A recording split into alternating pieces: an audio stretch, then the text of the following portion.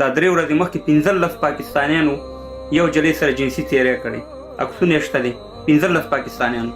پاکستان خو په دنیا کې هغه نوم لري په خیرات کې، په جرم کې، په حرامیتوب کې، په 2 نمبر کار کې. نو دلته د پاکستان موږ خپل افغانستان باندې موضوع راوړې ساتي، خو مشکل دا دی چې موږ په دومره افغانان چې دي د ټیک ټاکران دي هر ورځ لایف راځي هله داسې وشو هغسې وشو. په دغه موضوع باندې باید دغه غونډ ملګري دغه دوستان کار وکړي، را دې شي لاس دې یو کړي. دلته خو بدبختانه چې ته یو لایف نیسې یو بل نفر راځي چې والا د پاچا صاحب داسې کړي یا بل انډیوال داسې کړي. دا ډېره بده خبره ده. راځئ یو اتفاق یو اتحاد واوسو. نور پاچا صاحب وخت دې نه سمه، خدای دې راته با عزت او سرفرازه لره. تاسې دا با احساسه تاسې دغه افغانانو ته چې دا کوم کارم کړی ولاکه په دغه خارج میشتو افغانانو کې چا کړي پاچا صاحب. دا دومره وخت چې تاسې ضایع کوئ، موږ خپل وطن نه بهر یو، دغه موږ ته معلومیږي څوک یو ساعت وخت چاته نه ورکوي د وطن نه بهر چې واوسي. ته چې دا دومره لایفونه دا دومره جنجالونه په افغانستان باندې راځي، هر وخت کېدی 5 ساعته 10 ساعته 6 ساعته لایف نیسي. تاسې دغه د وطن سره مینه دا نه هېرېدونکې دی. موږ تاسې ملاتړ یو پاچا صاحب، خدای دې راته عزت او سرفرازه لره. موږ تاسې ملاتړ یو. السلام علیکم. عزتمن سړی جزاک الله خیر. خبرې کوئ ثاني ډول مهرباني وکړئ. سلامونه ولیکې هیرې پاچا صاحب ته ملګرو ته ټولمکه یاستئ. پاچا صاحب ډېره ښه موضوع م راخیستې، کور مو ودانه دغه د موږ ځوانان عموما دلته په اروپا کې څه د ټیک ټاک له لارې او څه نور په هغه ښارونو کې چې اوسېږي نیشې هم کوي او ځینې جنګونه کوي چې دا ټوله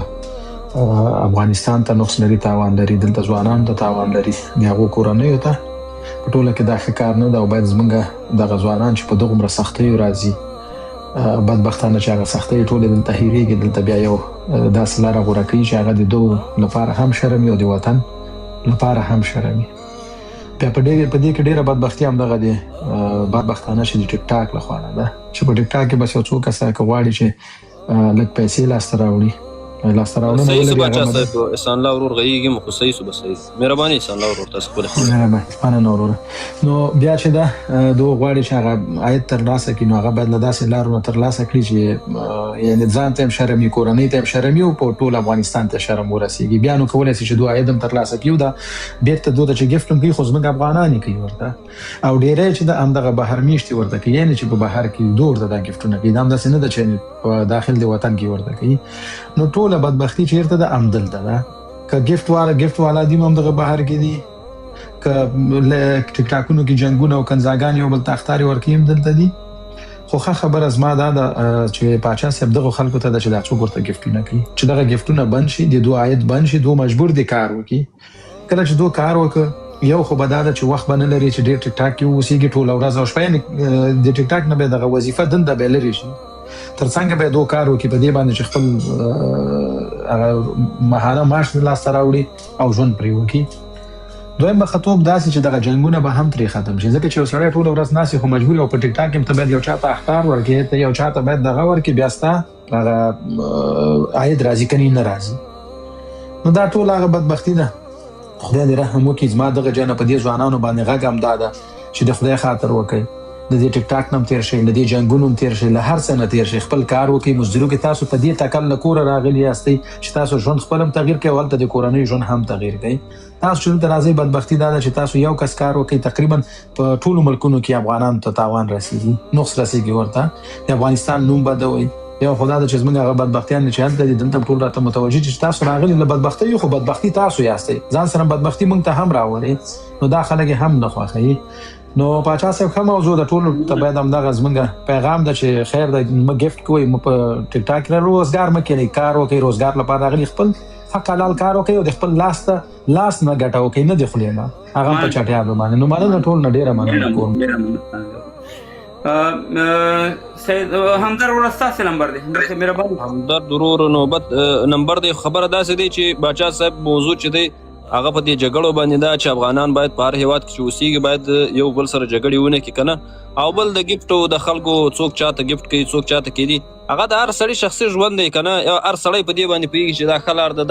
د عزت لاره ده د بې عزتۍ لاره ده او نه د باچا صاحب په خولو باندې خلک دومره کوي چې وروره دی د ټولګې په ټینګونه بند کړي د هر سړي خپلې روپۍ دي خدای دې اور واچوي خدای دې چاته ګفټ کوي کینی نه کینی په دغه هېوادونو کې چې اوسېږي دلته به ته دا کوم قانون چې دی دا به تر پښو نه لاندې کې شهري نظم به نه خرابوي زمونږ مشکل پر دغه کې ده چې وروره یو له بل سره جګړې مه کوئ هر سړی وطن ته تلونکی ده راتلونکی دی که ښه کوي هم جواب به ورکوي که بد کوي هم جواب یې ورکوي هغه د خپل شخصي ژوند دی وروره زه به یو سړي ته ګفټ کوم دا زما پیسې دي شا په ما باندې کار نشته په سالمه نیوکه بالکل چې وروره دا غلط دی کلتور زموږ ستاسې کلتور غلطه کړنه دا غلط کار دی نور د جګړو په باره کې باید دغه باندې خبرې وکړي چې یو له بل سره جګړې باید ونه کړي دغلته یو ورور لیکلی چې د پنجابي زما ورور دی خدای دې کړي چې پنجابي د ورور نه پسې پلار یم کړي یو بل لیکلی چې شکر دی زه پاکستان یم وروره موږ دلته په پاکستان باندې موضوع نه ده راوړې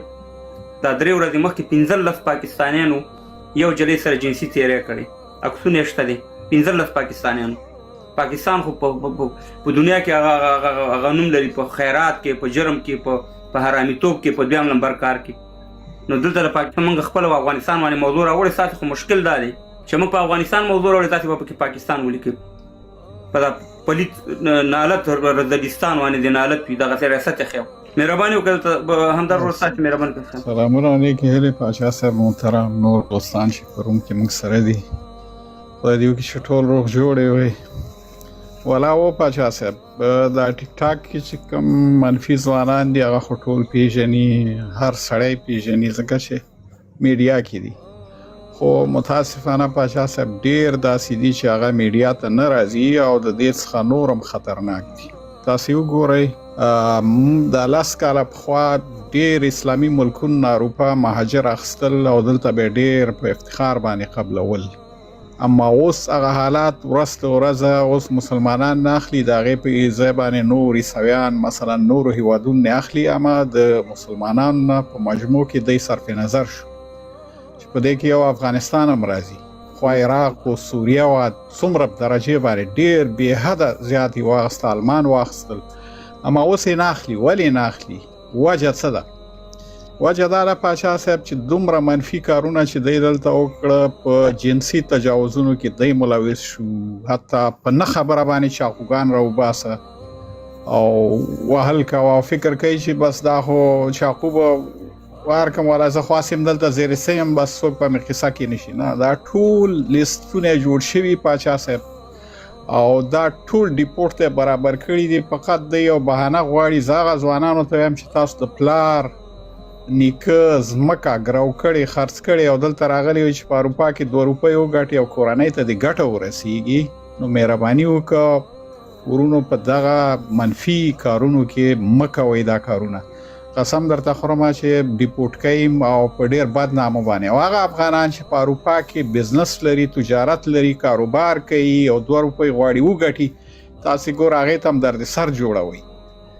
تاسې وګورئ 10 کاله مخکې 15 کاله مخکې پاچا صاحب افغانستان ډېر اروپایي هیوادونه چې وو ډېر په مینه به د افغانان قبلوي دا ډېر زحمتکش خلک دي کار کوي ژوند کوي تاسې که په انګلستان کې وګورئ هلته پاچا صاحب تاسو خپله وایي المان کې وګورئ فرانکفورت وګورئ هامبورګ وګورئ تاسو دا ټول ښارونه غټ چې کوم دي د برلین وګورئ د دې غټ تجاران اکثریت افغانان دي ښه کاروباري خلک دي اما متاسفانه په دې آخري وختونو کې په ډېرې بخښنې سره د هرې مور بچي اروپا ته راغله او په هغې کې داسې لوچک هلکان هم راغله یا ځوانان راغله چې هغه نه په خپل عزت دي او نه د بل په عزت دي او په همدې خاطر باندې که تاسو نوټ کړي پاچا صاحب په د نوي کال په دغه ورځ باندې چې دغه کومه میلې دی کوي نو دی خو ښځې او نر ګرځي بیا په دغه کې یو تعداد افریقایان متاسفانه یو تعداد دغه اسلامي ملکونو خلک جنسي تجاوزونه وکړه چې په هغې کې تقریبا 80 تجاوزه شوي 15 یا یوازې په آلمان کې پاچا صاحب هغه لیستونه هغه کیسونه تر اوسه پورې پراته دي په محکمه کې کسان یې ټول نیول شوي یا فرض مثال د تعقیب لاندې دي د دې وجه څه ده وجه دا ده پاچا صاحب چې موږ افغانانو ته زموږ وطن در په در دی هر څوک چې راغلی د یوې مجبورۍ په اساس باندې دی اروپا ته راغلی ډېر کم به یي پاچا صاحب چې د مستۍ نه راغلي اما زموږ وطن کې دربدري دا کار نشته بل څه نشته دی غریبي د وطن هم دومره پرمختګ نه دی کړی نو څه لانجې دي پکې په همدې خاطر باندې زموږ د هیواد خلک زیات مهاجرت ته مخه کړي تر څو چې خپل ژوند بهتر کړي د خپل فامیل کورنۍ خپلوان سره مرسته وکړي د خارج نه اما متاسفانه دلته داسې ځوانان اوس راغلي دي چې هغه کار پرېږده پاچا صاحب په نشو را لګېدلي په قمارخانو کې ناست دي په دغه جنسي تجاوزونو کې ملوث دي چاقوګان راوباسه یو بل ووهه په نه خبره باندې نه په پټۍ لاندې ایستلی پاچا صاحب نه کوم دشمني چې یا یې وژلی یا دا غواړي بیرته خپل بدل واخلي په عادي خبره باندې په یو مجلس کې ناست دي یو بل چاقو راوباسي او ډاس وهي څوک دی بیا دلته خو موږ تاسې پاچا صاحب خارجیان یو زموږ چې اول پوښتنه کېږي چې وګوري دا یو تورسره دی اروپایي نه دی وایي دا د کوم هیواد دی هغه کې بیا دا نه ګوري پاچا صاحب چې دا احمد دی که محمود دی دستي دغه مملکت نوم اخیستل کېږي او په هغې باندې بیا موږ تاسې ټول افغانان زموږ ایمیج زموږ هغه کوم پرسنالیټي چې د ټولو افغانانو ته صدمه رسوي زما خواهش د ټولو نه دا دی ورونو اروپا ته د مستۍ نه نه وی راغلي خپل پلار مور خپلوان قریبان هم را په زړه کوي خیر دی که تاسو ډېرې پیسې لرئ د هغې سره مرسته وکړئ په ټیک ټاک کې په ګفټونو باندې یو لوچک ته یو لوفر ته قسم مې دې په ربي چې هم د خدای درنه ناراضه کېږي هم د کورنۍ دغه پیسې چې تاسو په ګفټونو باندې مصرفوئ د خپلې کورنۍ سره مرسته وکړئ مخکې موده کې یو په امریکا کې زموږ یو افغان دی د لارۍ چلی $40,000 ګفټینګ یې کړی دی کرداره دی $40,000 ګفټینګ زه پاچا صاحب زه یو نفر درته خایم قسم درته خورم نوم یې اخیستل په کار نه دي هغه د سوسیال پیسې اخلي او د دې نه ګفټینګ کوي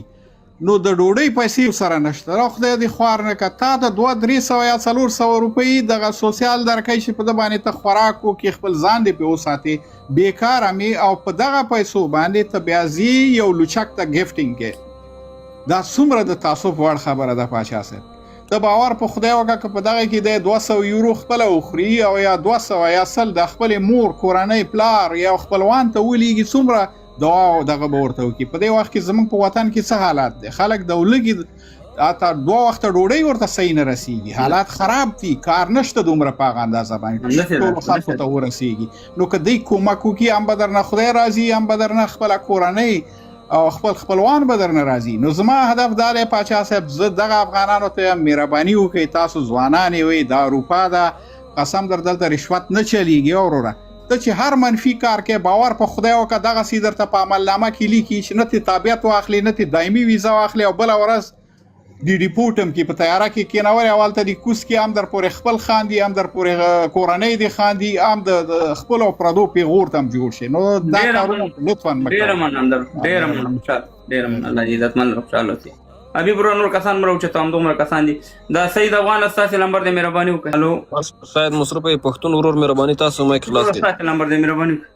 السلام علیکم ورحمت الله وبرکاته تیر سو اختر د دواړو مبارک سی باچا کمال د موږ مشر د موږ د سترګو تور او حبیب غزنیوال صاحب غزنوي صاحب دواړو ته د اختر مبارک کی زه لنډه خبره کومه باچا صاحب چې ما حساب نیولای د 2013 نه راغلی م اروپا ته او یو ځل احمد ځای په نوم باندې یو بلجیم کې چا په چاقو وای شهید ک بیا په پاریس کې یو د درې توریانو احمد زای نومېده هغه هم شهید که بیا په پاریس کې پولیسو 3 نفره کور ته ور راچولی او شهیدان یې کړه افغانانو بیا هلته جلوس هم راوتی او شیشې میشې ماتې کړې وې بیا په ایټالیا کې پنجابي د موږ په موټر کې افغانانو سوځول نو د موږ پښتنه به نه حکومت کوي باچا کمال صاحب نه به موږ میډیا والا خلک کوي دا به څوک د موږ پښتنه کوي او حکومت ولې پښتنه نه کوي د پنجاب ویډیو هم سره راوتی د پنجابي سې 3 میاشتې کار ورسره کړی یو ګلخانو پښتونو او 3 افغانانو موټر پټرول سټیشن ته بولیو او شا ډالۍ خلاص کړي او دروازه کلوب کړي و او پټرول په اچولي او لاټر راچولې نو 3 دانې پکې شهیدان کړه نو د من خلک زه سوایم په میډیا کې باچا کمال په دې غوږ د خلک وای څوک چې ترکیه کې دي څوک چې ایران کې دي ورته یو تور مخې درنه راتېر نه سي او که راتېرېږي هم په ښه ورځ درنه راتېر نه سي داسې په غوږ زما خبره واوره دا خو بیا جنګ ته خبره راغله اوس موږ دلته دی چې موږ دغه خو پرېږده توران خپلو کې د افغانانو څه حال دی، خپلو کې کم جنګونه هم شروع کړي، خپله دا کم جرمونه کوو. دا اوس په برطانیه کې په جنسي تیری کې افغانان د ټول نه اول نمبر دي. نو دا خو د تورانو د سپینانو خبره نه ده وروره، تورانو خو وروسته خبره ده چې موږ په تورانو ته چې توران ووهه. نو دا خو نور موږ افغانان جنګ ته هڅه کوو، موږ چې د جنګ دی وژغورو، سمې لارې ته یې راولو، مطلب ورسېدي. نو موږ باید دا لاره خپل افغانانو ته وښیو، نه د جنګ لاره ورته وښیو چې تاسې توران وښیو او پلانیان وښیو بستانې. زموږ خو ټیکه نه ده هغسې چې موږ خلک وښو. دا جنګونه به ټول عمر موږ کوو، په افغانستان کې به هم کوو او دلته چې اروپا کې راځو هم جنګونه به کوو. موږ به جنګي قوم یو. نو ما مقصد دا دی چې جنګ نه موږ خپل افغانان وژغورو، سمې لارې ته یې راولو چې تعلیم، خپل کاروبار، روزګار وکړي. دا د ټیک ټاک بدماشي، دا نورې بې حیایي، دا کارونه ونه کړي وروره. نو ډېره مننه، خوشحاله اوسئ. خیر اوسې بچه.